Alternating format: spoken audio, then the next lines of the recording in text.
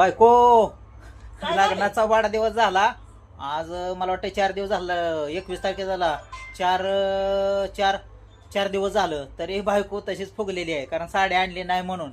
पण आज तिनं मलाच पार्टी दिली. दिली का? खावा. वैतागानं 30 वडापाव रुपयाचा केलं ते. वडापाव पॅटीस पॅटीस केलं केले ते. आणि 30 रुपयाचा काय ते ब्रेड आणला आणलं. आणि त्यानं दिलं पॅटीस मला खायला. आणि तशी फुगलेली आहे. पण मला हसू येते तिच्याकडे बघितल्यावर.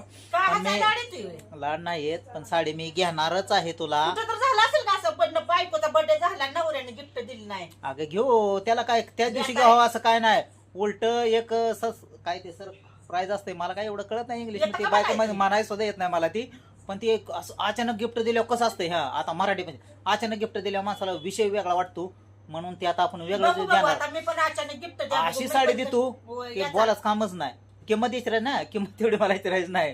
पण मी काय सरकारी हलकी असो, पण वस्तू कशी आहे ती पाहिजे महत्वाचं. मिळली ना नवीन आहे त्याच्यावर आवरून राहतं. तर चला खातो आपलं पॅटीस. अजून त्या विषयावर बोलवलं अजून फुगाची बायको. तर चला घेऊया पॅटीस खाऊन. गरम गरम आहे तोवर, नाहीतर अजून बायको गरम झाली की मला फटकवल. एवढं नाही आम्ही अति करत. मग काय तर साडीच्या ह्याच्यावर काय वैताग होतोय त्यामुळं मला आपलं देऊ काम- का? कंटाळा आलाय हा. आम्हाला. चला कटाळा आलाय, खाऊ द्या. नाहीतर पण साडी आणल्यावर अशी दाखवतो मस्त पकडून साडी आहे. दुखतंय माझं आधी तुमच्या हा, बोलण्यानं. माझ्या बोलण्यानं.